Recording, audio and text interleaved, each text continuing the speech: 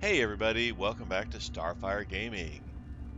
I am Sir Joseph. This is Pathfinder Wrath of the Righteous.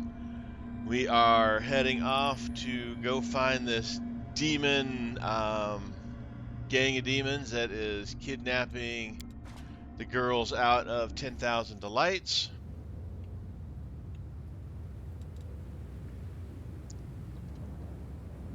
So let's go find their lair. Let's see, we don't need Greyboar now, so let's get Nenyo back. We need to keep Camilla because this is her quest. It's supposed to be somewhere in the lower district, so we're going to go to Bad Luck Tavern.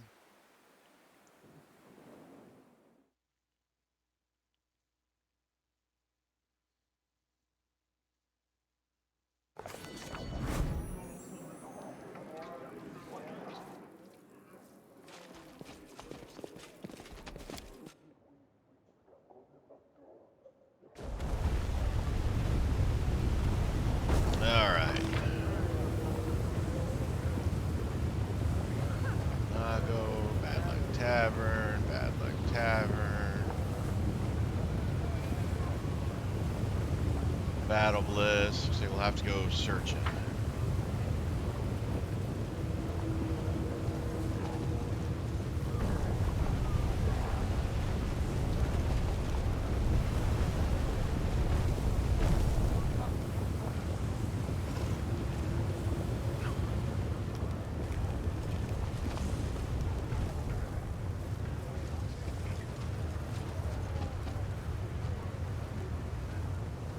Rotten Guttery, I think that's it.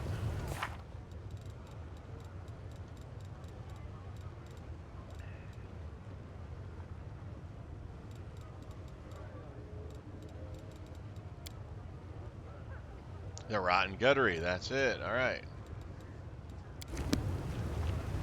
Let's go have a chat with these demons. Yet another obstacle. Well, straight into battle. These aren't very demon-y.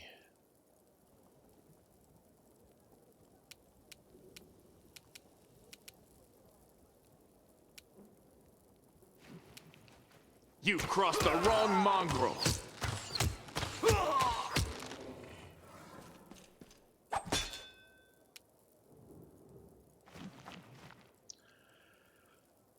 Let's see, what's Camellia gonna do? Ooh, what's this?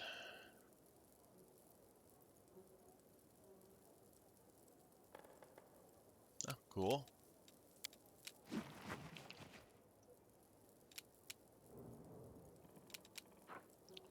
Yeah, lots of stuff. We don't use it very often, so that's why it's like,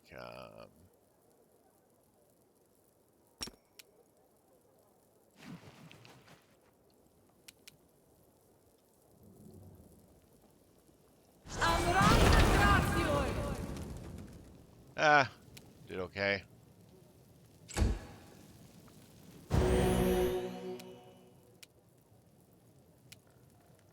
The light take you! Forwards!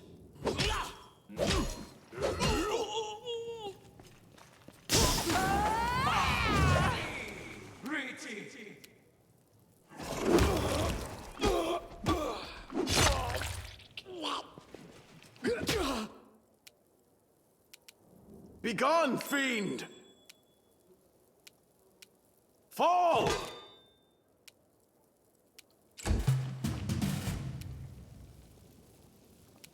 Oh, Torek is already You won't survive me. down and out for the count. I'll cut you wide open! The Inheritor, guide my blade! We won't falter!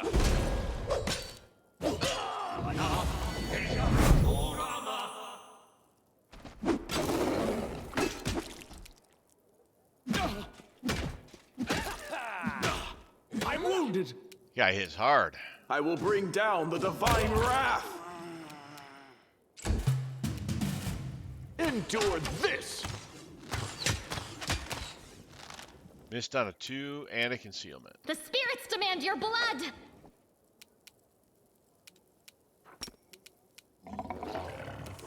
Into the fray!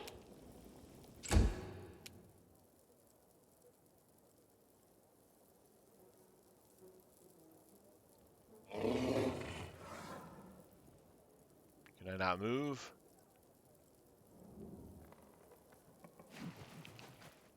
Alright, must not be able to move.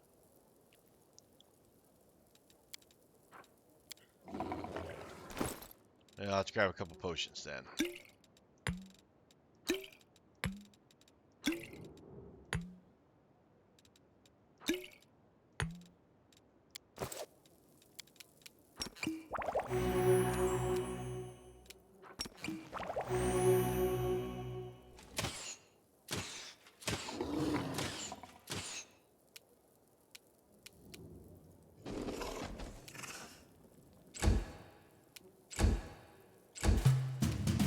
Make every strike count. Missed on a 2 again. You are today's sacrifice! The light take you! A wounded soldier raises his arm with a plaintive shout. Don't kill me! I'll tell you everything! You finally have an opportunity to get a better look at your opponent. They're not demons, but visitors from other planes. Judging by their gear, they are experienced and highly paid mercenaries. Who are you? We're Torlek's crew. I mean, it's my crew. I'm Torlek. But we were called the Rotten Gullery Gang. It's a dumb name, but it helps us blend in with the demon rabble here. Keeps anyone from prying into our business. We're mercenaries who came to the Abyss on a job. But when we realized what Alushinria was like, we couldn't bloody believe it. There's so much gold to be made here. Demons are loose cannons. You can't trust them with delicate or sensitive jobs. Even if they don't screw it up, they'll run their mouths about it. If somebody needs a job done quickly, quietly, and without fail, they come to us. Our specialties are disappearances, setups, and abductions. So you were born in a normal place, had a home, a decent life, and then you just left it all and moved here to do the demon's dirty work? To live amidst the gory madness, to murder, to be minions of the spawn of the Abyss? And not because your home was threatened, not because you were called by duty, but for gold? Are you mortals or monsters, I ask you? You folks aren't from the Abyss, are you? That's obvious. Yeah, no demons in our crew. It's a matter of principle. They're strong, sure, but crazy and unpredictable. There were a few times we'd nearly finish a job neat and clean, and then everything went sideways because some horned freak wanted to have fun. Why did you attack me? Shivaro, the little two from the 10,000 Delights, found us and paid us to take you out. She said she'd get you here, and all we had to do was crack your skull open. But that bitch neglected to mention that you wouldn't go down easy. You've cracked more than a few skulls yourself, I can tell. Where are the succubi you captured? There probably are no succubi. He just said she sent... Oh, well. There are no succubi here. It was a trick. Shivaro's ruse to lure you here. We'd never kidnap those bitches. They'd screw your brains out, take your money, and call it a weekend well spent. All succubi should be drowned. That's what I think. Get lost. I'm letting you go. Without wasting time on thanks, the wounded mercenary leaps to his feet. With a cautious look at you, runs away.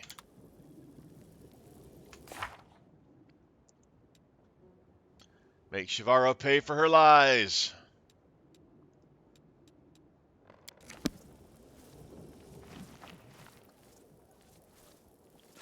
Do a little bit of looting first. Yeah, a lot of stuff there.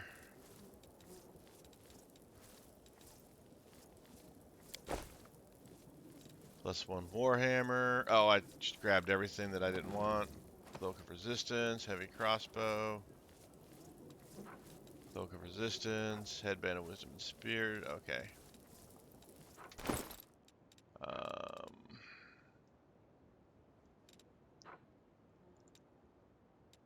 Don't need to be carrying that around.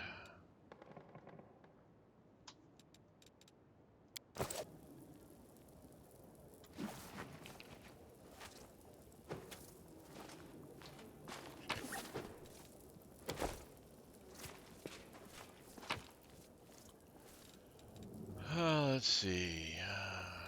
+2 dagger, +2 dagger, +2 chain shirt, +2 protection, dagger, dagger, shirt, protection. Entomber, we'll have to check that out. Oh, that was not magical. Full plate, ring of protection, and cloak of resistance.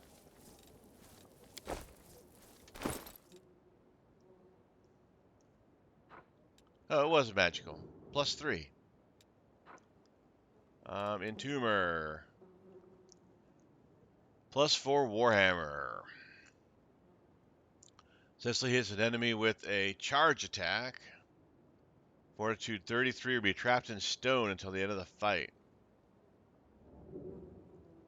Becomes vulnerable to bludgeon attacks as well as slowed down. This Warhammer confirms a critical hit. Wow.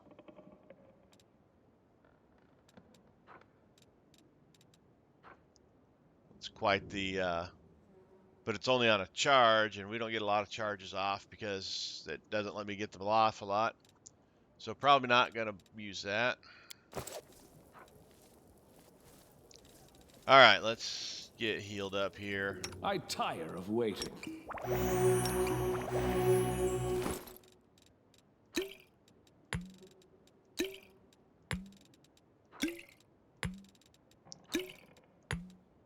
Drink some potions.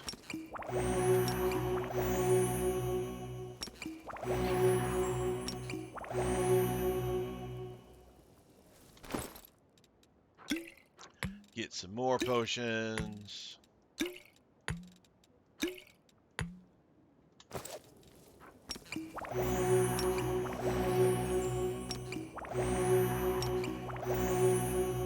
Alright, one more round should do the trick. Don't need the whole round, but... Oh, we got Camellia. She's got heals. Oh well.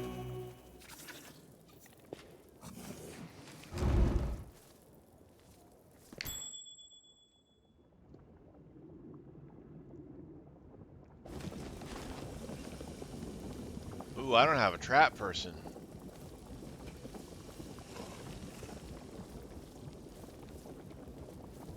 I don't have a trap person. We gotta go back.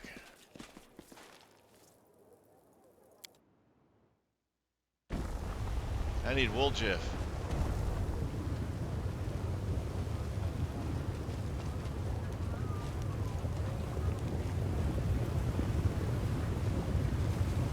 Let's move. I just realized that. That was bad.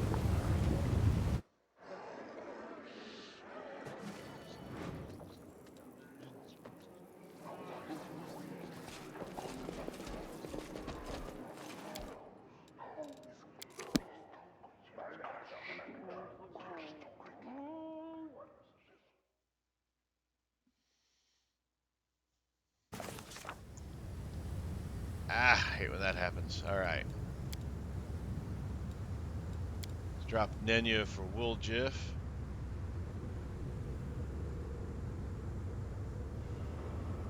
Should I drop land for Wooljiff?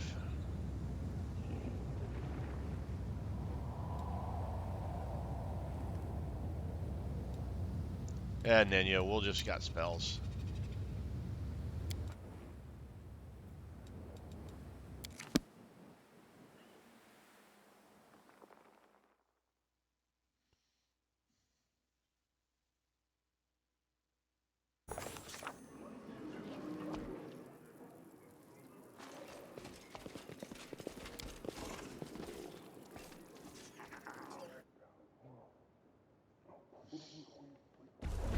Alright, now let's go back there, deal with that trap. See what other goodies are awaiting us.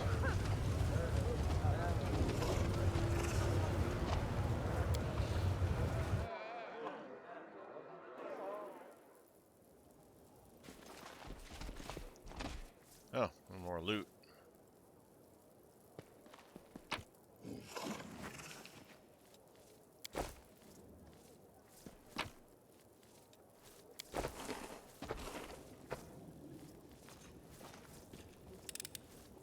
I hope you appreciate this. Camila can do traps? Camila can do... I didn't need Woolchief. Oh well, not going back. Can't hide from me.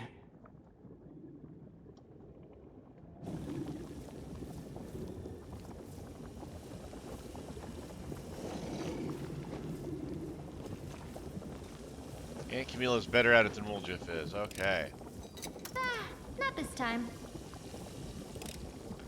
I am helpful, am I not?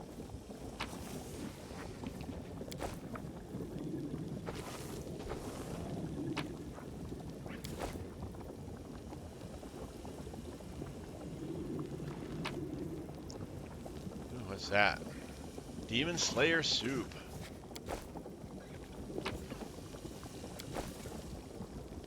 Alright.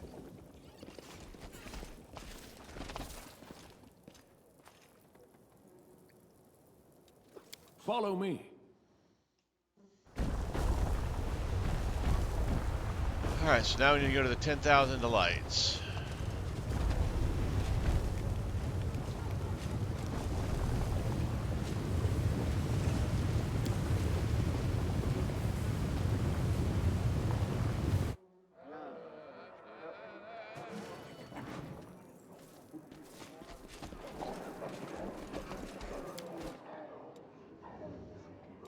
Okay, I think the quickest way to get there is actually to go through here.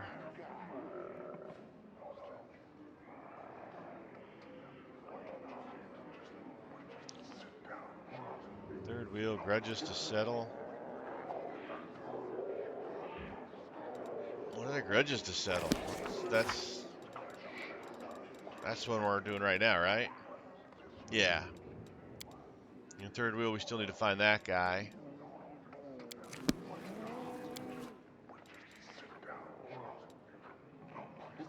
It says he's easiest found here in the flesh markets. Let's go to the flesh markets. It's supposed to be to the left of the way to the upper city.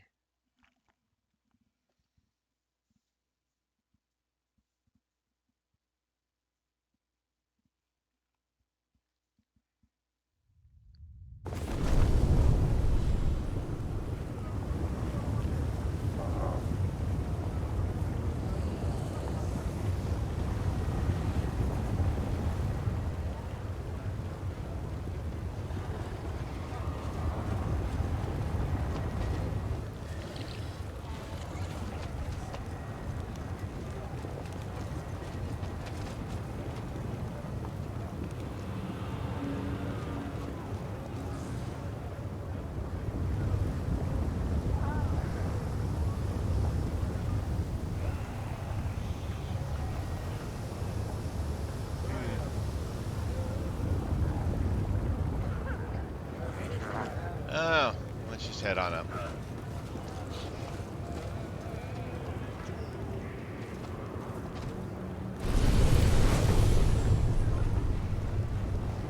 Yep, okay, we already read that stuff.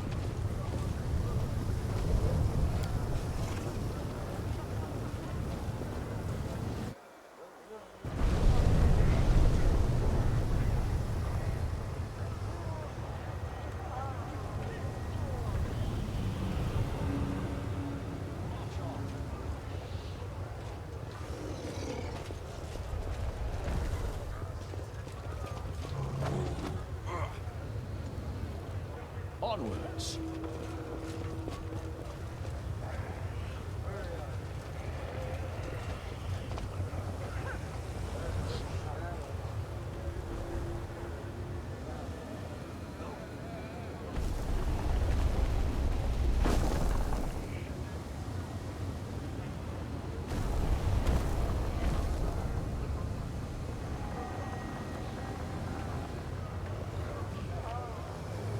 Let us be off.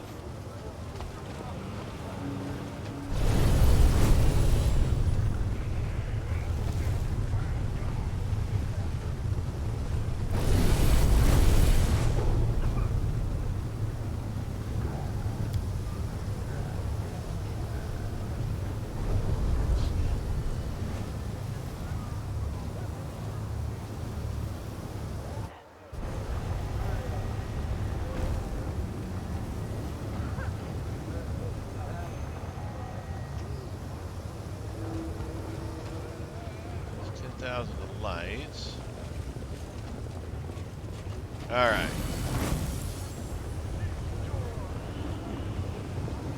Left. There's the gate.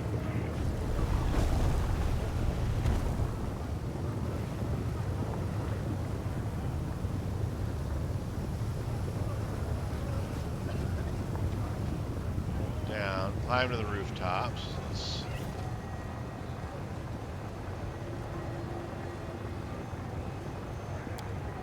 Thanks, Lan. You're so awesome, Lan.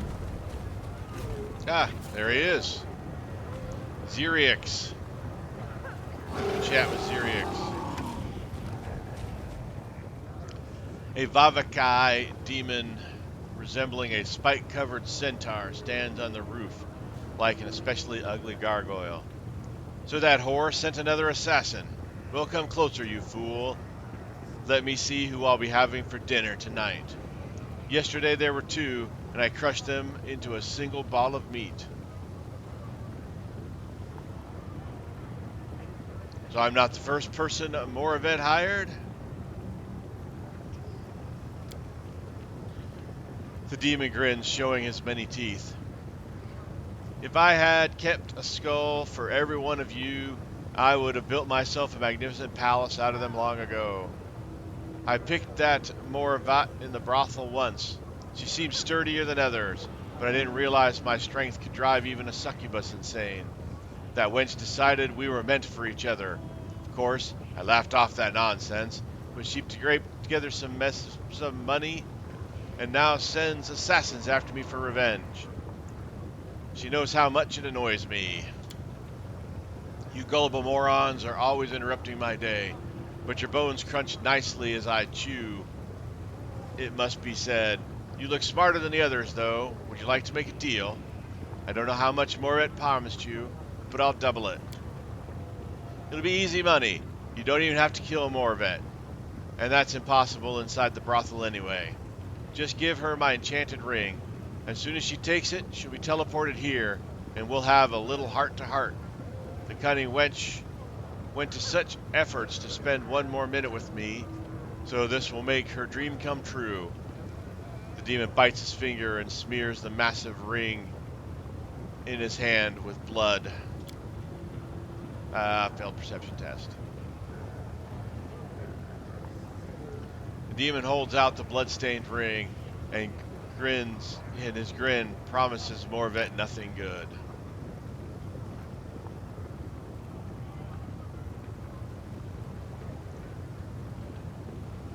That wasn't an easy one, but I needed a 6. Yeah. Sure, let's take the ring.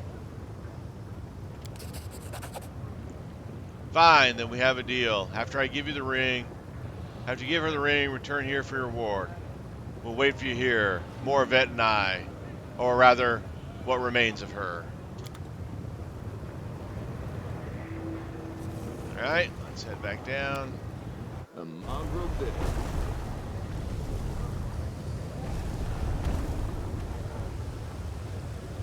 Let's move.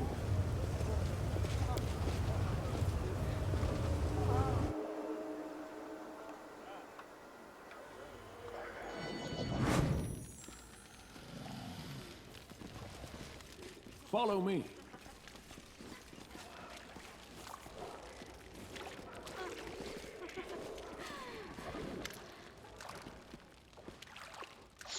The succubus stands in the same corner where you left her, and she doesn't seem to be interested in the other guests. You're back! I knew you'd return to me. So Zikrix is dead? Please tell me you have his ring so I can stop living in fear.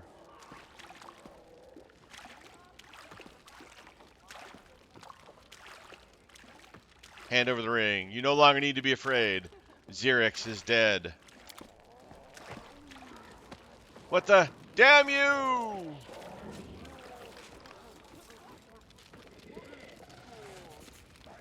Alright, let's go back.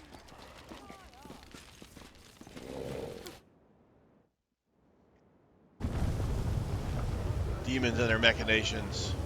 March on.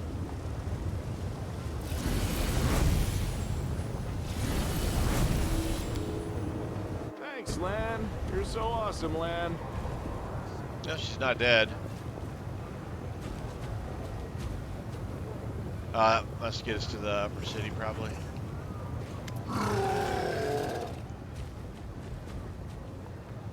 Morvet is sitting on the roof next to Xerix, alive and well. Giving him your ring, that was a stroke of genius. I thought I'd have to flee through the back alleys like last time. When he came in, I was sure I was about to die. It was so exhilarating. Oh, Xerix. Xerix looks completely satisfied and his scales gleam. Yeah, honey tongue, I noticed you were especially fast tonight. We had an interesting assassin this time, eh? Ha! Morvet notices you, and here he comes. Come here, sweetheart. We'll give you a generous reward. Come on, don't be shy. We're not going to hurt you. We're pleased with you. You played the game well. What happened? There's nothing sweeter than playing games of life and death. When I think of Xerix tearing apart yet another greedy idiot I've sent his way, the succubus closes her eyes and slowly traces her fingers over her breasts and stomach. Just imagining it sends flames licking through my body. If only you knew how difficult it is to find a good partner. Everyone is worried about their miserable lives. No one really understands how sweet it is to look death in the eye and know you still live. We succubi are always ready to please, but the desire that flames when a cold blade touches your throat. Only Xerix understands what I'm talking about. Oh, I understand. We Vavakai are powerful demons. Few dare to attack us openly. What kind of life is that for a warrior? And Moravet could fool a paladin. She knows I love to flex my muscles and sharpen my teeth on the armor of strong but gullible fools. How many people like me have you tricked? The succubus starts to count on her fingers. 1, 2, 3, 10, 15. And then there are those I sent in pairs. Do we count them as 1 or 2? The demon rubs his chin. 30? Nah, I made Morvet a goblet out of the 30th skull. I remember it clearly. More came after that. I think there would be enough bones to fill a throne by now.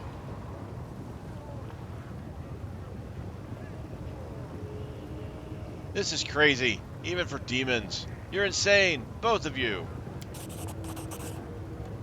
The demon bursts into laughter. Are you insulting me? Nothing is too crazy for demons. We're capable of anything. Does it matter if we're crazy as long as we're having fun? I did everything you asked. Which one of you is going to pay me? Tonight I'm paying you for both of us. You've managed to entertain me as well as my Morvet. Change shirt and 30,000 gold. Why should I pay you? We agreed you'd kill Xerix, but he's alive, as you can see. By the way, if you talk to the madam, we can meet again. I'll charge you half the usual price. Okay, demons are a strange bunch.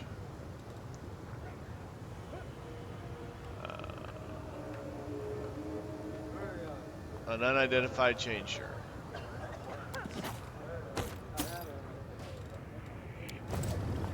Alright, well, let's go back and talk to Madam. Oh, yeah, gotta go down. Thanks, Lan. You're so awesome, Lan.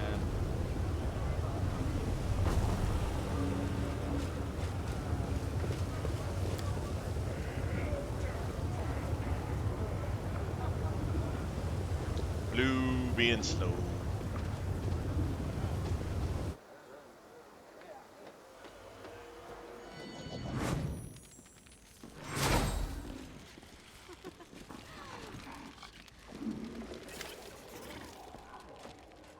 Welcome to the 10,000 Delights. Are you here for a good time?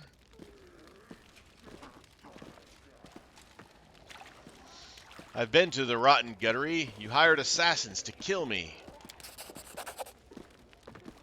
The little two latches onto your consciousness. Her face contorts in a tense grimace, but you manage to fend her off with a determined effort. What was the difficulty? 32.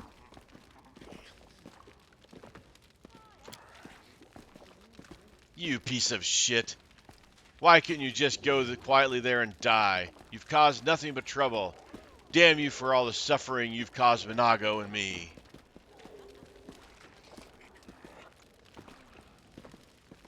I recently let Minago here in Alushinria. Yet again she tried to attack me, and yet again she failed. Shivaro doesn't answer, but a vicious hissing escapes her throat. Why did you try to set me up? The little two's rage is like a stream of liquid fire burning through your mind. She tries to hurt you, but you manage to restrain her. You are Minago's enemy, my sweet Minago, vile Galorian. You'll pay for standing in her way. So you and Minago are lovers? Demons do not know love, the demoness snaps at you. Certainly not the kind you have on your stupid Galorian, but Minago and I, we're closer than most demons ever get. We were bound by passion. At times, we irritated each other so much that we separated, but we were always drawn back to one another.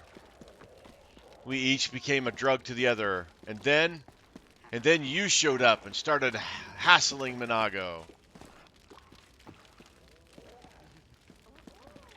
Tell me the story of you and Minago. The demon's rage fades. She speaks bitterly and sincerely as if in confusion. I always loved to sow chaos, whereas Minago wanted to rule over it. She once usurped me in my own scheme, snatched it right from under my nose. We reaped the fruits for her, and reaped the fruits for herself. The gauntlet had been thrown. We spent long months trying to kill each other. We were both impressed by the other's passion, and we became addicted to it. No one has ever wanted to destroy me with such fervor.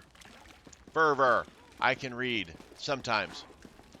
Once I tried to kill her in her bed as she slept. The fight somehow turned into sex. Yet it was so much more than sex. In the morning, we both realized we were bound by our cravings for each other. Of course, we do still try to kill each other. Minago can be insufferable, and I'm not much better. But if one of us ever succeeded, it would be a terrible blow to whoever survived. I know demons should not have such feelings, but there's nothing I can do about it. Could two demons truly fall in love? I blight in their own terrifying way? It's believed their hearts have no capacity for love, but you and I both know light is stronger than darkness, and they can shine even in the most impenetrable gloom. Minago is a powerless fool, and you can't do anything to hurt me either, and you can't do anything to me either. With a dull howl, the little two attacks you. Her claws seem to grow and sharpen before your eyes.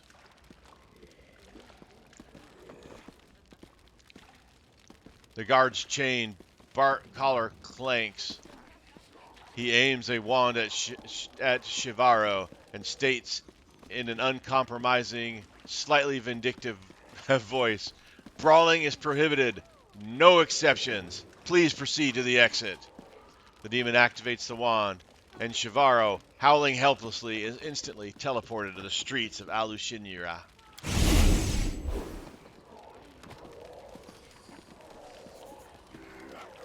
Looks like Shivaro's throne stands empty, and we are supposed to choose a new leader. I regret that we must ask our guests to leave the 10,000 Lights temporarily. Very soon, our doors will be open to you once again.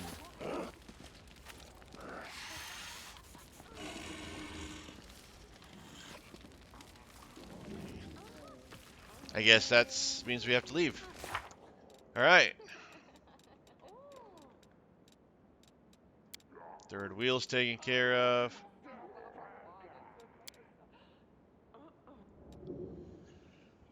As soon as a successor can be chosen, it will be wise to talk with them to figure out where the pernicious demoness can be found.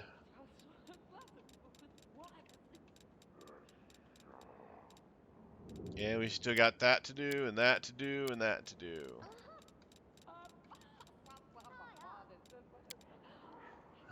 Well, I hope talking to her's not going to finish this thing, because we've got these to deal with. All right. It would suck if we miss out on stuff.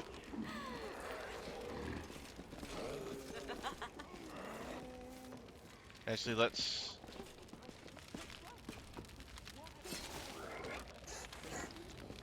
Okay, yep, yeah, alright, I'm leaving. Let's go back to the Nexus.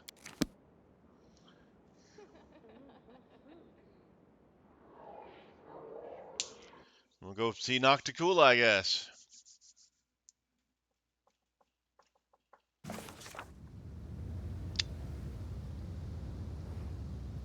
Come on. Ah, the Nexus drives me crazy. It looks cool, but it drives me crazy.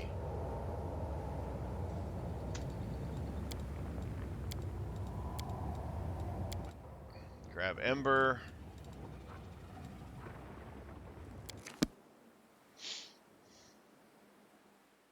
Arua Shalea. Head on up.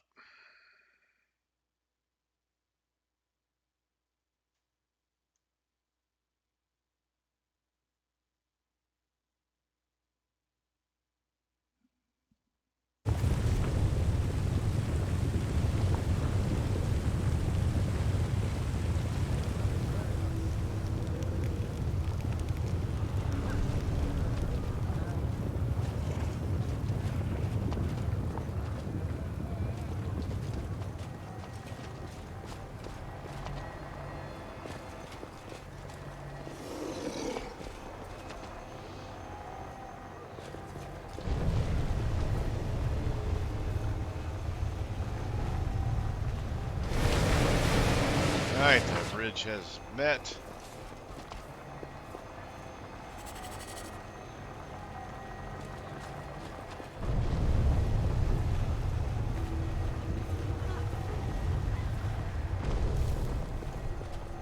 Onwards.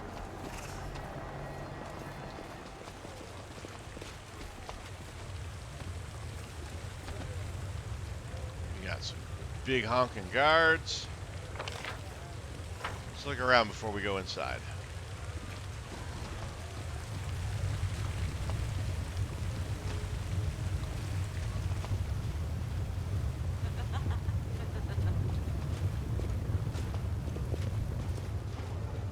Let us be off.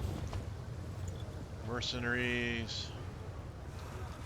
What's that? Alright, let's go to the other side, see if there's anything on the other side.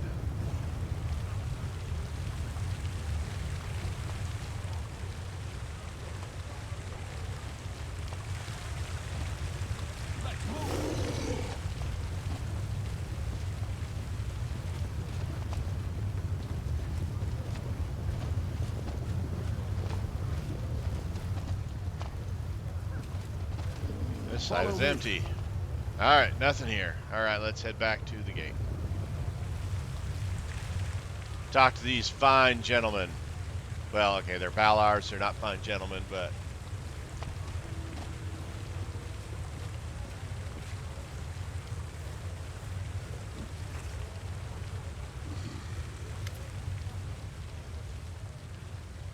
A mighty demon, his chain lifted arrogantly, glances at you with no hint of interest.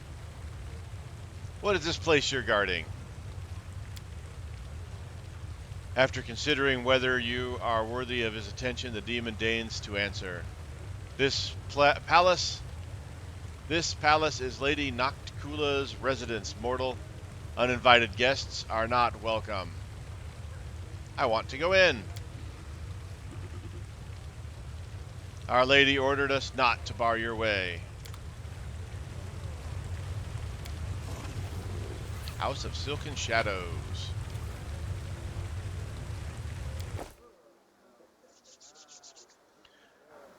Well, let's see what happens in here. Oh, stretchy, stretchy.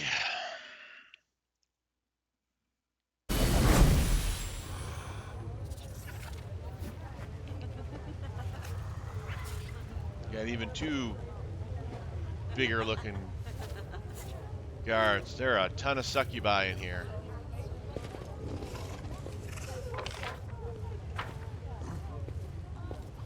Call me again if you need to. The ink on the page is still wet. The book tells of the murderous massacre committed by the Lady in the Shadows among the Colexus demons of the Midnight Isle. It seems it happened quite recently.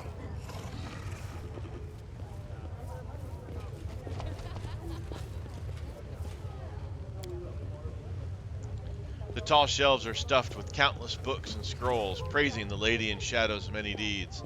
Some tomes are old and threadbare. Others are new and in mint condition. Let's see, there was something else over here. Yep. Oh, well, that happened. Oh well. Nocticula established a good library in her palace. Why the Lady in Shadow needs this many books is a mystery. March on. Well, let's check out the side room.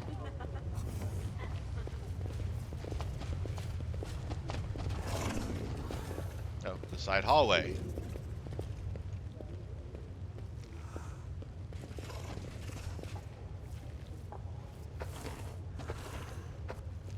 Well, my blade serves Our Lady in Shadows.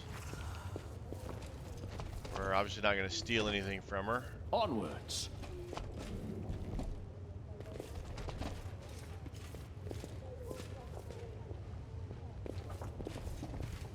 That would be rude.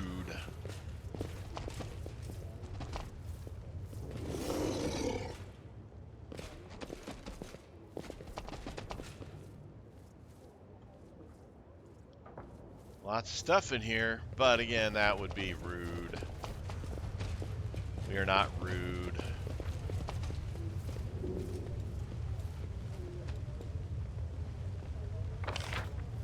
So there's more over on the other side. Let's go check out this side. Let us be off.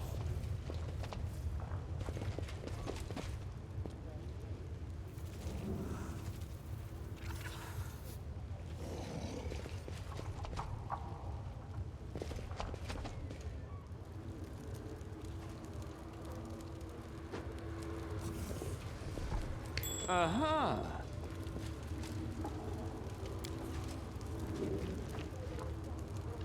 Books written in multiple languages. The titles that can be translated are dedicated to research into the nature of souls. A pile of sketches. The drawings depict fragments of various rituals that lead to the opening of rifts and portals.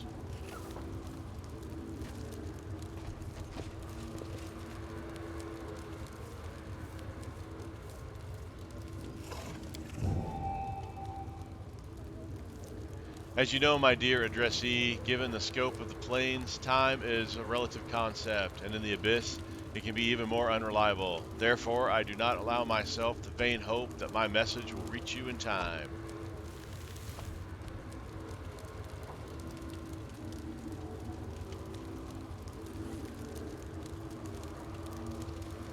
I do like that it gives you enough time to read these things. A lot of them, they just fly by.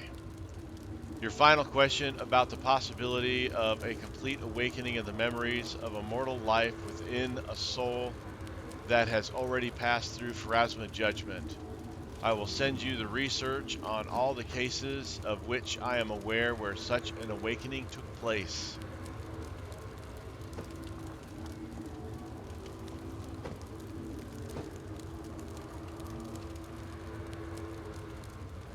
Despite the fact that this list is quite extensive, my conclusion is that all such recorded cases are the rarest exceptions to the rule, and with the absolute majority of souls, an occurrence such as this cannot happen.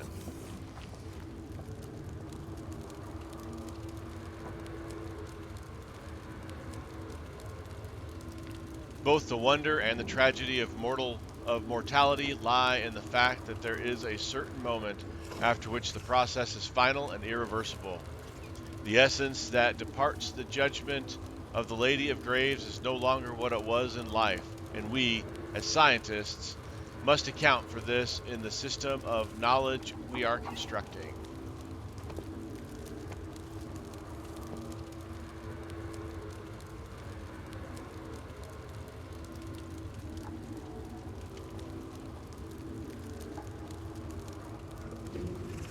All right.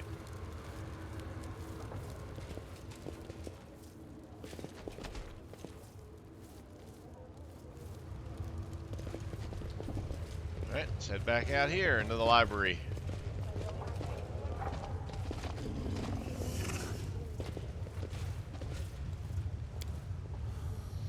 Our Lady in Shadow, the Queen of the Midnight Isles, Lady Nocticula, Demon Lord of Darkness and Lust.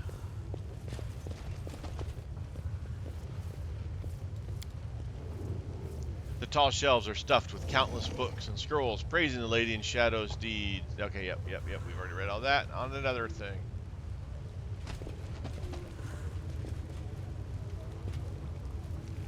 Alright. Let's move.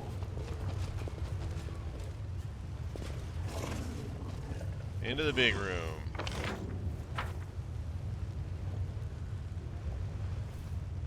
Got more guards.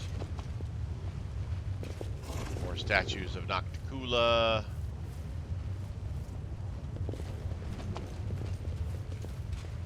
More statues of Nocticula.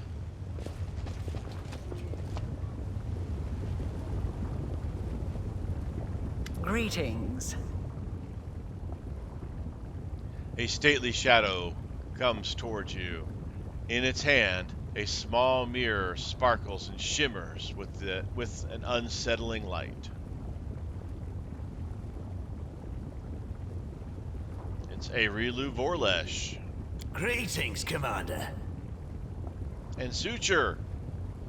The dredge called the Suture grins as he shifts clumsily from foot to foot in a crude attempt at a courtly bow.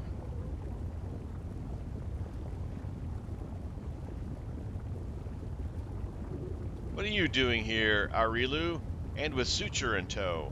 The Suture is my servant. I did not expect him to rush into the abyss after me, but I have allowed him to remain with me while I take care of some business. However, you asked what I am doing here. I bring answers. Areelu stiffens and her face becomes a mask. You have walked a long path.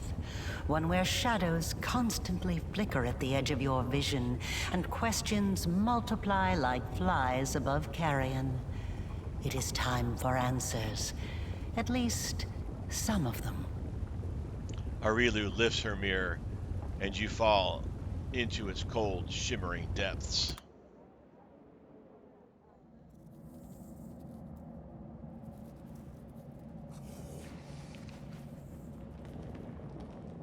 Day 16, Aridus 4715. Experiment, transformation. Subject, let's skip that. Objective, to embed the essence of an Hendrian crystal in the soul of the subject. Expected result, the essence will coalesce with the subject's soul, which will ready itself for total transformation, triggering the concomitant powers. The time has come to put my plan into action.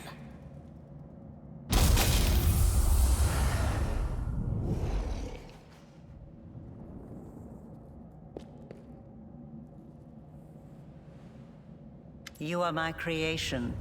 Your power was my gift. Now you know. Areelu stares at you, her gaze unrelenting, probing. The witch is silent for a long time. When she speaks, her voice is unreadable, betraying no emotion. Let's say I believe you. Why do you need to do all this? You are asking the right questions, but the time has not yet come. Ah, such special memories. Remember the laboratory, do you? I told you back then. Go on, look around. See all the ones Lady Areelu worked on. Here with us is definitely the place for you. The dretch grins in satisfaction. The unseen angel does not speak, but his silence seems to thunder in your ears. Your power is of the same kind as that of Nulkineth, Jeribeth, and the other demons that you have met. The power of the Hendrian Crystal dissolved into the blood lies within your soul. I have already hinted at this to you once before, when I left the essence along with the Lexicon of Paradox in my old laboratory, and ordered the suture to make sure the gift found its way into your hands. But there is more. Do you remember when you were taken to Canobris with a wound that would not heal?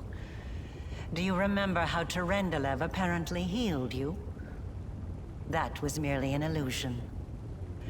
The dragon was only able to temporarily dull the pain. In fact, it was I who saved you, when I came to you in the caves and implanted a crystal within you. No, saved is not the right word. Your wound is still not healed. That is why your wound weeps blood from time to time, every drop of which burns your enemies. As if to confirm her words, blood begins to seep from the wound on your chest. Eerie flames seem to dance within the crimson drops.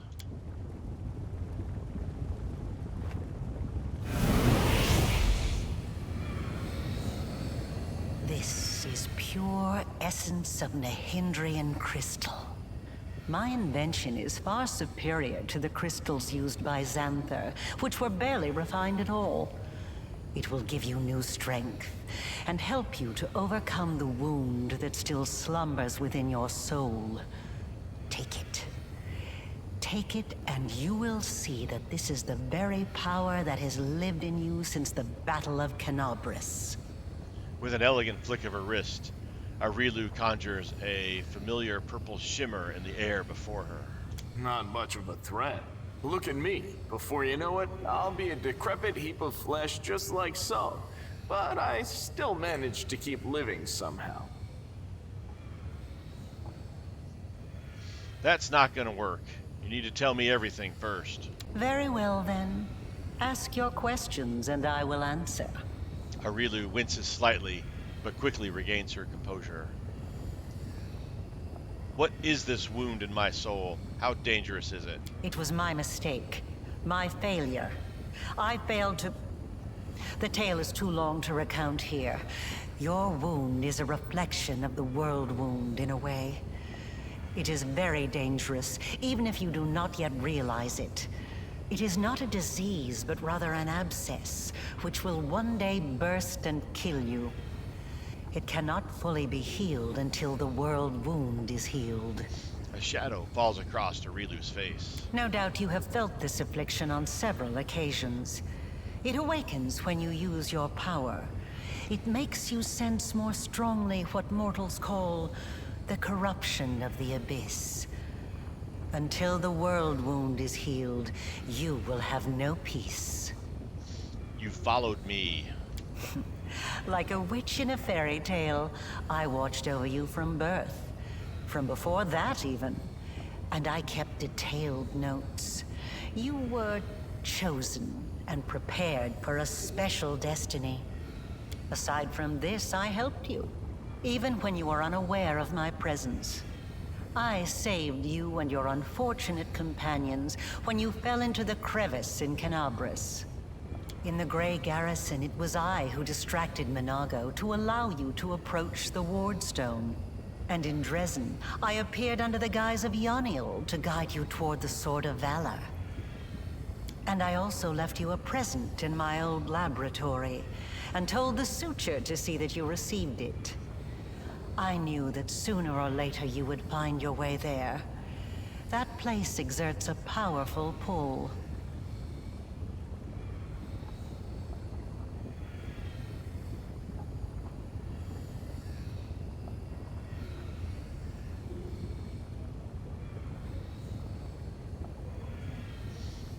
As it turns out, you helped.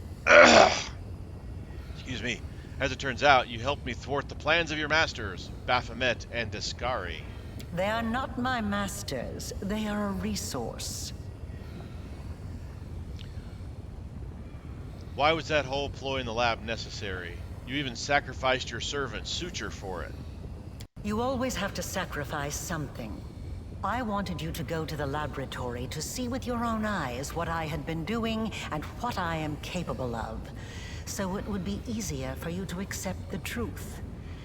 The laboratory is the place where I prepared your ascent. And the Suture was the only one who I could trust to execute my plan and explain everything. After all, he too once experienced rebirth at my hands. And that is why I was willing to risk his life. A shadow falls over Areelu's face. Look at that. I actually provoked a reaction.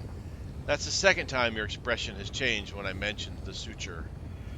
Now I know the architect of the world wound is capable of feeling remorse. If only when she sends her Dretch minion on a deadly mission.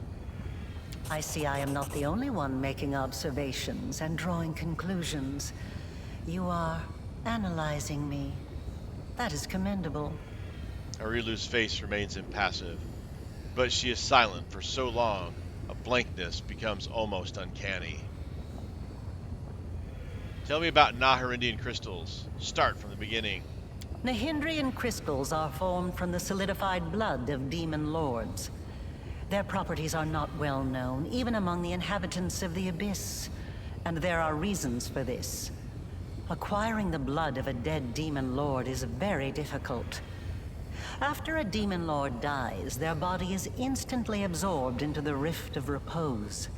Only the Lady in Shadow knows how to kill them in a way that allows her to preserve the bodies of her fellow lords and transform them into a solid state. That means that Hendrian crystals cannot be obtained anywhere other than the Midnight Isles. Or rather, it was impossible until recently, when I managed to experimentally obtain a crystal from the blood of a still living lord. You saw the result. A dagger made from Discari's freshly shed blood, which I left for you in Canabris. As regards the use of the crystals, that is a discussion that would take time, a very long time. Someday I will finish my groundbreaking treatise on the transformation of Hendrian crystals, although it is unlikely I will ever publish it. So you figured out how to use the crystals to imbue living creatures with power. Not just any creatures, demons and half-demons. The soul must have a stable connection with the Abyss in order for it to receive the power of the crystal. Experiments involving tieflings and mongrels failed because the voice of the Abyss was not strong enough within them. What have you done to my soul? Your soul? Areelu echoes. I changed myself by knitting my soul together with the essence of the Abyss. And I changed you. Do you remember the fits of rage that began shortly after Discari's attack on Canabris? This is how the second half of your soul manifested itself. Not yet fully aware. Not yet awakened. It's a pity you did not choose to let your demonic nature take hold. The result would have been most impressive. All those arrogant crusaders, those knights with their eyes ablaze, those pious priests. They have installed at the head of their magnificent army a scion of the abyss, the creation of the architect of the world wound, whom they so revile.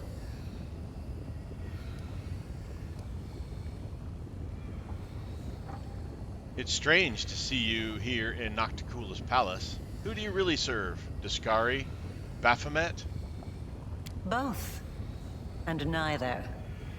I have served both Discari and Baphomet, and not merely as the lowest in the pecking order. But I do not think you'll be surprised when I tell you that to me, both of these mighty lords are merely convenient temporary sources of power. And their time is almost at an end. But the Lady in Shadow is different. She is the preeminent ruler. Soon you will understand this for yourself.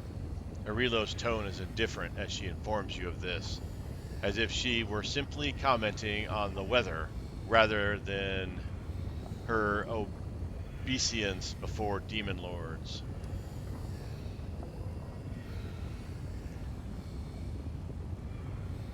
My power is different from that of Jerebeth, Nulkaneth, and the other demons.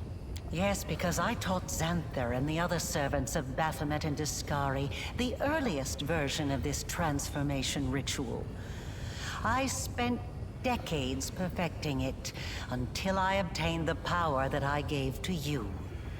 Power in its most purified form, cleansed of the filth and chaos inherent within the original blood of the demon lords. Your power is as pure as thrice distilled water, but it resonates with other powerful sources of supernatural power, such as the Sword of Valor. And your power can change. You must have realized this already. You have shaped my gift into a form that you yourself have chosen. You are seeking answers, trying to understand the crux of the matter. That is good. Areelu gives you an appraising look. What I want to know is this. What do you want from me? Patience. Before we continue, I want you to receive your power. Oh, see now here, this is the...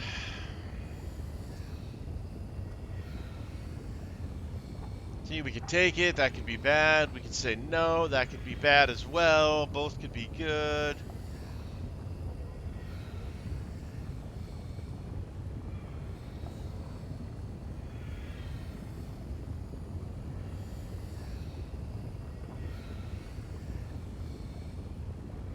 I think we should err on the side of caution. I won't eat out of your hand, Areelu, even if it makes me weaker.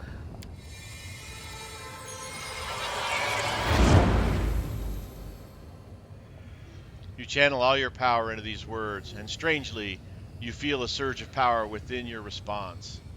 Within you in response. You turn down what Areelu Vorlesh offered you, and your whole being embraces that choice.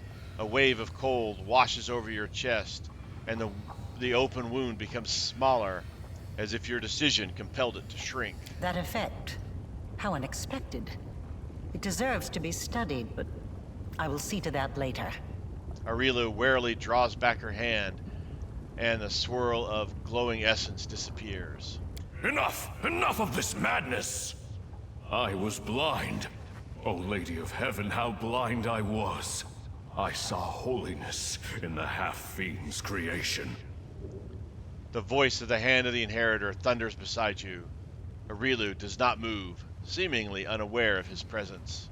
But is it truly possible? Angelic light in a creature of darkness? Am I tricking myself into thinking that I have been deceived? Forgive me, champion. I must leave you. I must collect myself. Pray. Reflect. Find me in the Nexus. There is no life in the angel's voice. He adds dully and disappears. I want to help you close the world wound. Areelu looks at you for a while, then she speaks. Areelu's words are cut off by a quiet laugh. Sitting on the throne that was empty just a moment ago is none other than Nocticula, ruler of Alushinria and the Midnight Isles, a powerful demon lord, and the one they call Our Lady in Shadows. Her red lips curl into an ironic smile, and her large eyes observe you with keen interest.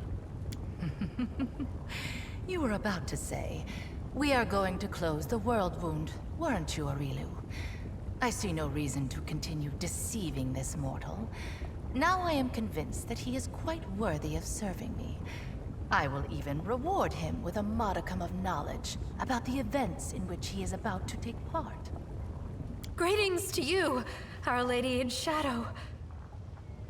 Areelu Shea swiftly drops to one knee and bows her head. It's nice to see that even surrounded by mortals, you haven't forgotten who your mistress is, Arushale. You may rise. Arushale. I've been saying her name wrong this whole time, I guess. I probably will continue to because I'm used to Arushalia. Nocticula nods casually in the succubus's direction. I didn't mean to. I don't know why I did it. Arushalia stands up awkwardly and looks at Nocticula first, then at you with a stunned expression.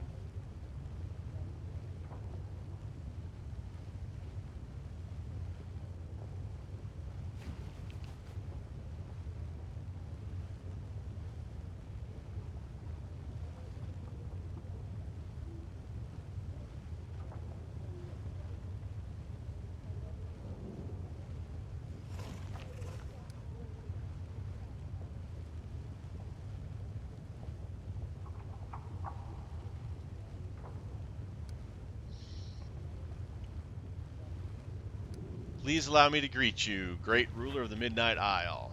Your manner does not lack courtesy. That is to be commended. She nods graciously. I have had my eye on you for a very long time. You see, it was at my behest that Lady Vorlesh imbued you with such incredible powers. But I was curious to see your worth as an individual, not as Lady Vorlesh's creation.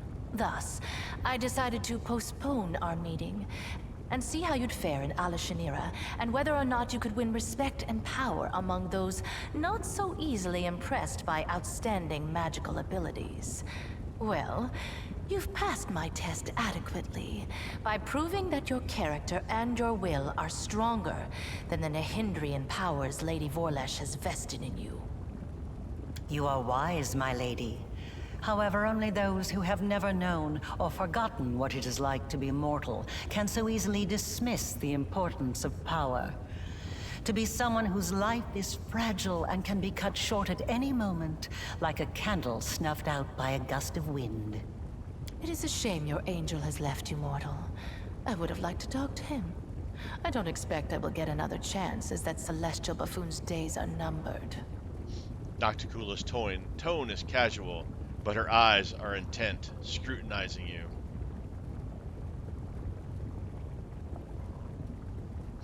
Why do you think the hand of the inheritor is going to die? Because he charged off all alone into the vastness of the abyss. An old friend awaits him there, the Echo of Discari. And the Echo has been anticipating this meeting for a long time.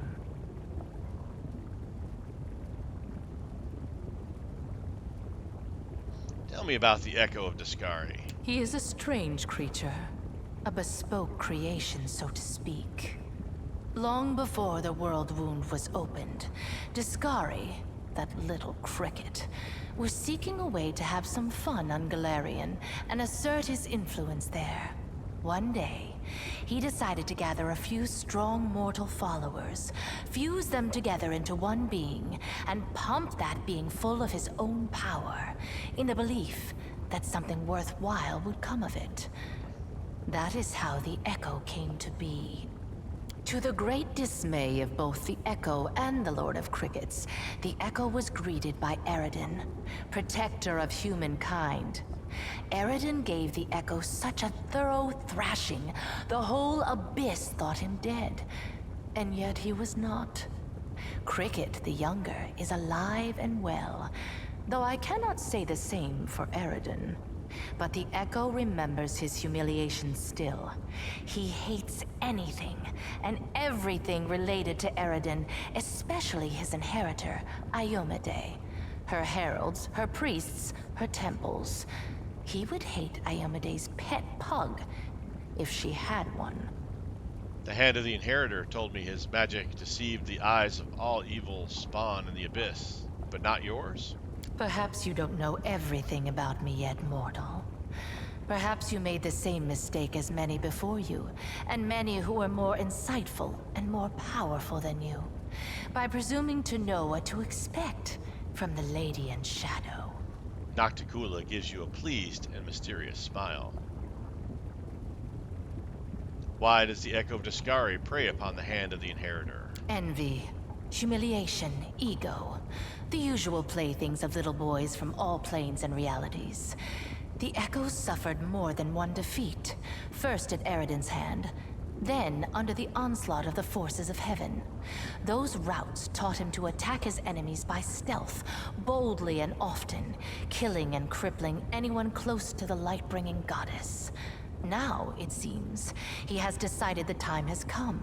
The Herald of Iomedae himself is in the abyss alone, without a retinue of lesser angels. I see. He's an interesting little bird, that angel. Before he became the Herald of Iomedae, he served Regathiel, the General of Vengeance. I've always found the fate of that Imperial Lord to be quite fascinating. Did you know that the father of the Upper Plains' top military leader was a devil from hell? Regathiel had to achieve many feats to redeem his unholy legacy in the eyes of the other Imperial Lords. But he did. A remarkable tale, is it not? Your conversation is interrupted by a concerned-looking succubus who silently approaches Nocticula and then begins fervently whispering into her ear.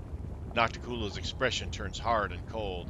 As Nocticula ponders the new development, the messenger makes eyes at you playfully.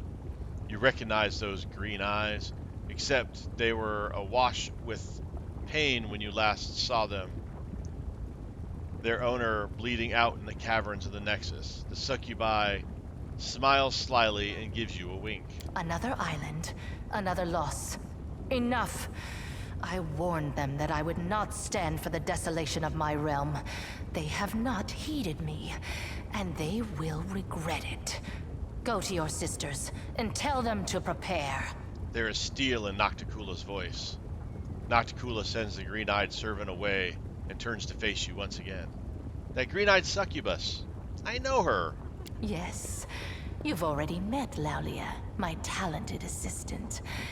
I've heard she was very convincing at acting out her tragic death in the mines of the Nexus. As you can see, I've been watching you since your very first moments in the Abyss. And even a little earlier. I have prepared a beautiful intrigue that will topple many of your enemies and seal the world wound forever, ending the threat to Galarian. And you have the chance to become part of that intrigue. My companion, Ember, would like to speak with you. Ember? So that's her, then? Well, approach.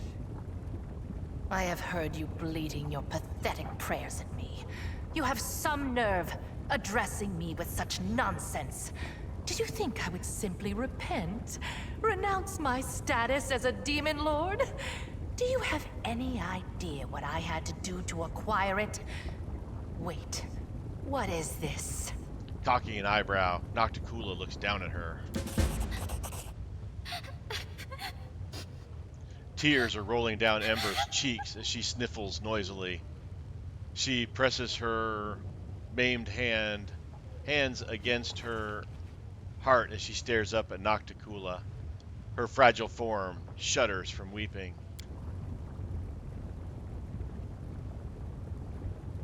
Areelu wrinkles her nose in disdain. Why have you brought this simpleton here? This is Alushinria, not Nerosian. We don't give alms here. I can't stand these noises. Do you think you're the first to try to move me with a display of tears? It only makes me angry. If you wish to speak, then wipe your nose and speak clearly. Nocticula throws a disgusted look at the crying girl.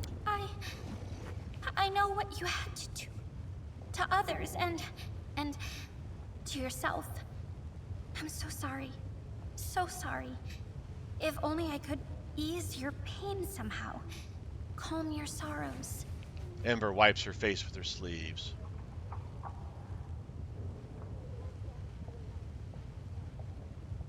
You should hear her out. In my realm, I decide to whom I should listen and whom I should hang. Be quiet. You wanted me to hear the girl out? Then let her babble on until I tire of her. So, where were we? My pain? My sorrows? What nonsense are you talking? Don't tell me you pity me. I'm so sorry. You're the most miserable soul I've ever seen. I've seen people burned alive. People being devoured by monsters. People burying their children. They were in pain. So much pain. But I've never seen anyone in as much pain as you. After taking a trembling breath, Ember wipes the tears streaming down her face. What is this saccharine drivel? What do you even know of me, Nat? I've seen your city. You were the one who built it. It is the way you wanted it to be.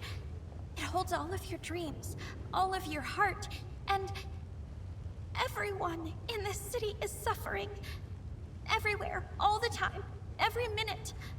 All who live here are hurting and scared. If these are its citizens, how miserable must its ruler feel? And this is what you brought her to me for. You think this infantile sniveling is worthy of my attention? Nocticula's lips curl in distaste.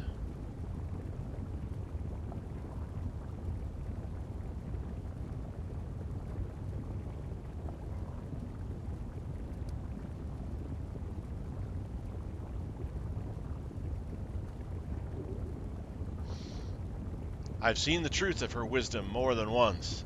Perhaps it would benefit you to listen to her as well. As if I hadn't seen enough sanctimonious bores in my life. So, what do you suggest I do, preacher? Beg the good gods' forgiveness? Devote myself to serving a sword-swinging upstart, perchance? Or that old crone, the moon? Nocticula stares Ember straight in the face. No. Gods can't help anyone. They're just like us mortals. Silly, frightened, clueless. You're almost goddess yourself. You know better than anyone that no one can save you. No one except you. Save me? From what exactly? From yourself. From what you've done to yourself. From the city you've imprisoned yourself in. Listen! You are a queen, but you're the queen of pain and filth. Your realm is a realm of your own suffering. You're almost goddess. You can do anything you want. So why won't you make yourself happy? You could become the Redeemer Queen. Ember's voice rings despairingly.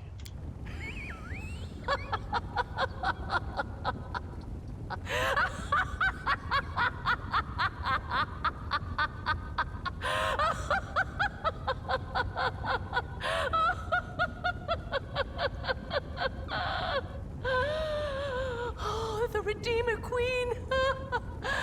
That's new. Never in all my years have I heard anything like that. Well, child, enough joking.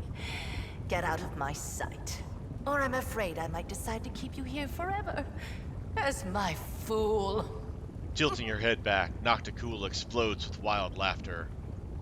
Her body is shaking, and she doubles over, slapping her thighs with her palms. When she's finally done laughing, she catches her breath. She wipes a tear from her eyes. Do you think she took my words to heart? Upon giving Nocticula one last smile, Ember ducks behind your back. You hear her whispering.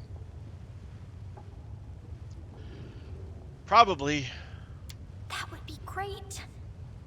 I told you to get out! I don't want to hear your squeaky voice again! Did Areelu really create me? She has certainly had her hand in your present state of existence. Lady Vorlish designed the world wound, a magical phenomenon of unfathomable power.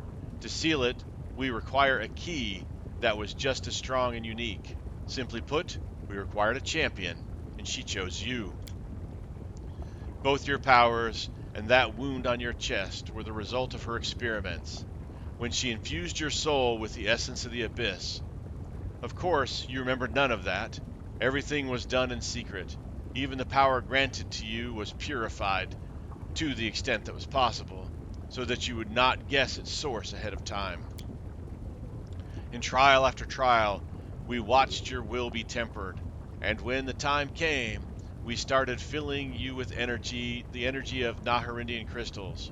These energies are necessary for the task at hand. Everything that's happened to you was part of my intrigue.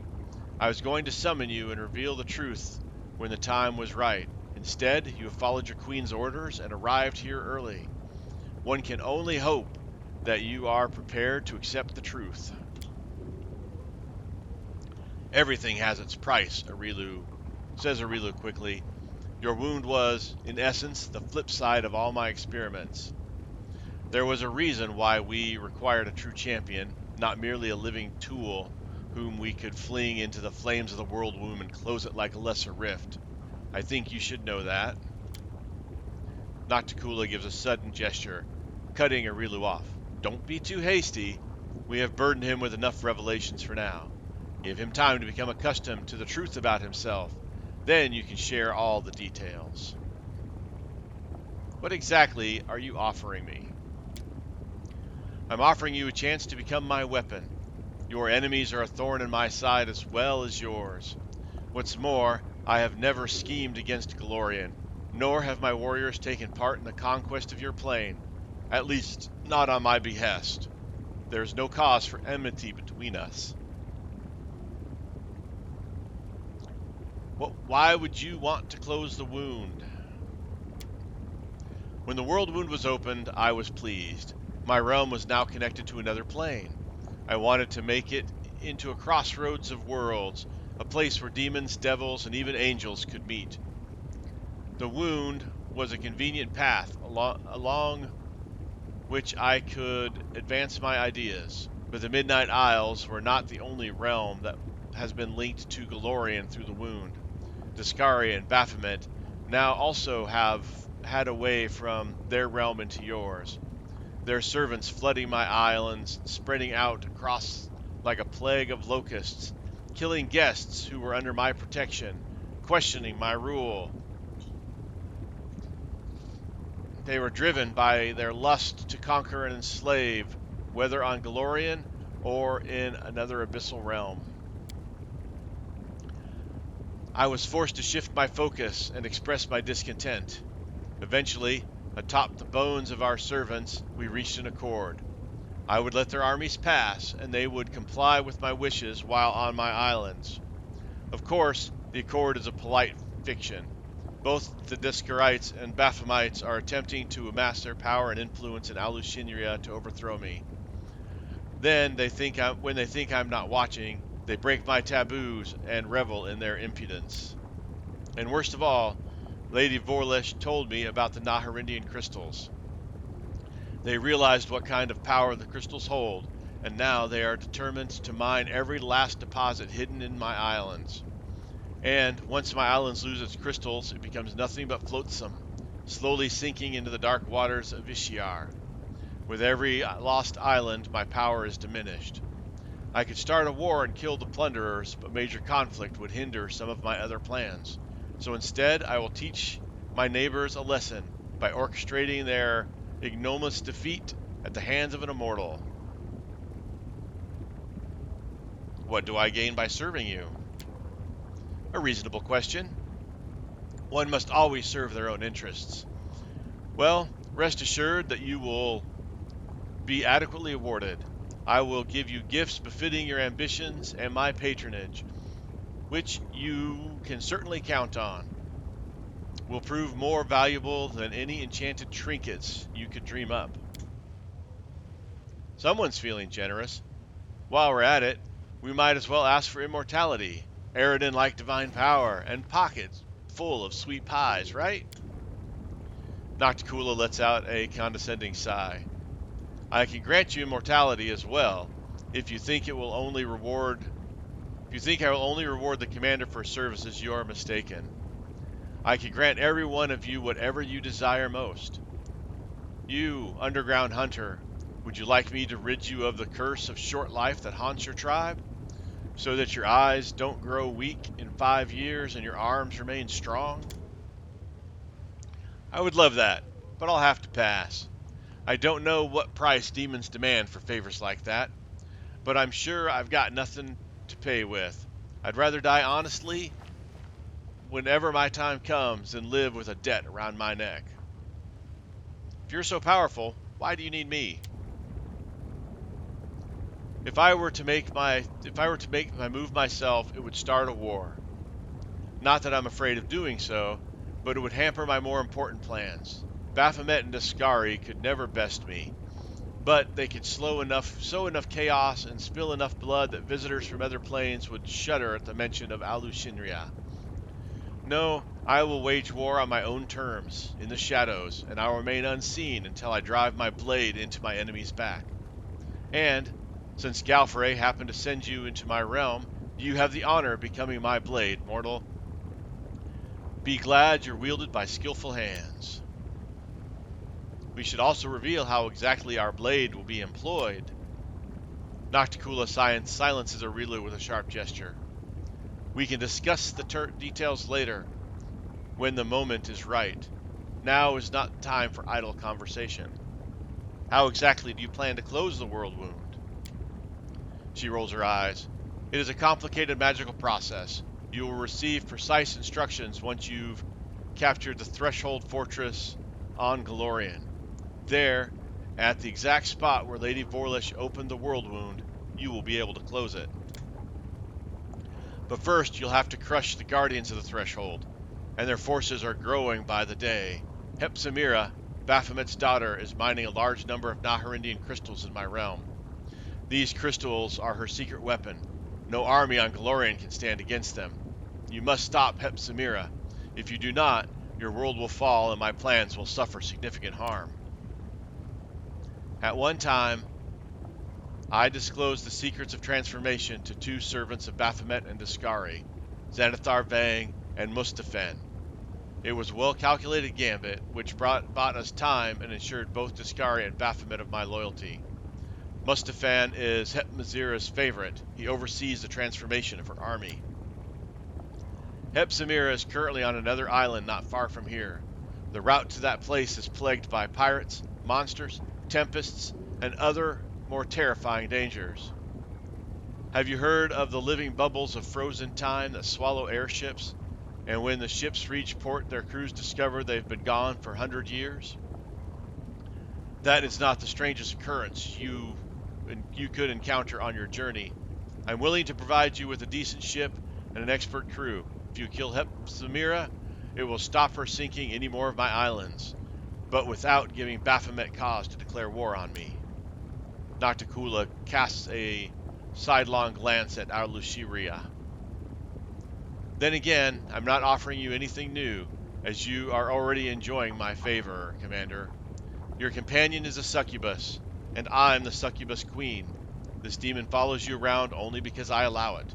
Tell me, Alushinria, are you grateful that I am not forbidding you from traveling with the commander and fighting against your own kind? The succubus reluctantly lowers her head. You are incredibly generous, Our Lady in Shadows. Sela winks at you. So what do you think, Commander?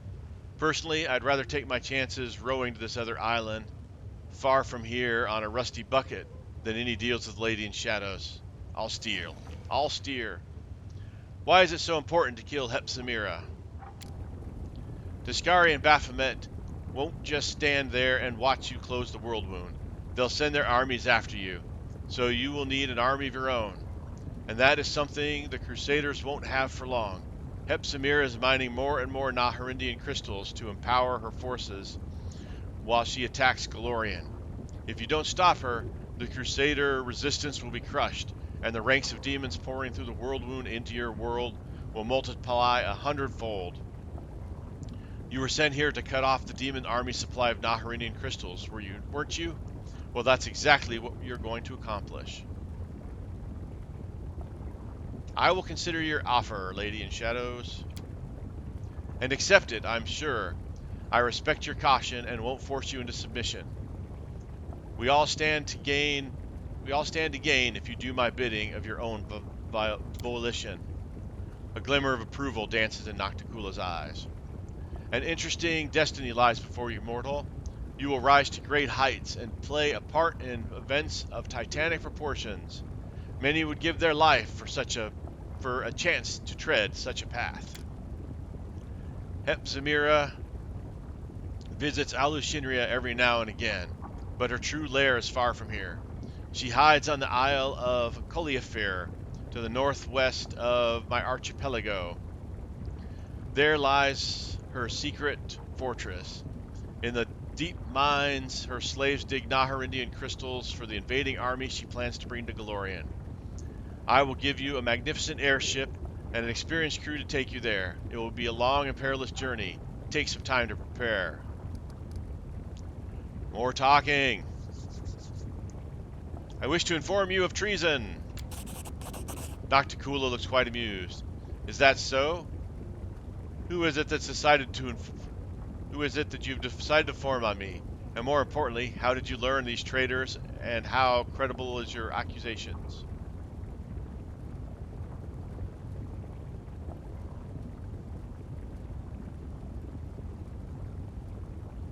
Shamira is researching Hendrian crystals in secret. Perhaps she's planning to overthrow you. A small smile appears on Nocticula's lips. How nice of you to warn me. I'm impressed. I do wonder, however, do you really think I was unaware of this, or did you merely want to demonstrate your loyalty? Either way, I appreciate you telling me. I will take this proof that I can rely on you. Nocticula's expression remains courteous, but her voice now carries a hint of disapproval. It is unfortunate that while you did uncover this devious scheme, you still gave her the knowledge she sought. It would have been wiser to keep her in the dark. I'll have to keep a closer eye on her from now. Then again, the ruler of Alushinria trails off, weariness creeping into her soul. It's all so trivial. Mining Hendrian crystals is a surefire way to sink the island of crystals. The Isle of the Crystals are on at the bottom of Ishiar. I assume you understand why all who attempted to procure them on Alinthia were executed. At least you didn't tell Shamira about the mines you find. The last thing I need is the ardent dream burrowing under my capital. Why do you still tolerate Shamira? Someone has to deal with the trivial matters. Shamira's betrayal was assured the moment I made her my favorite, just as Zephorians before her. The second always dreams of rising to the first. I know the feeling well. I've said everything I want to say.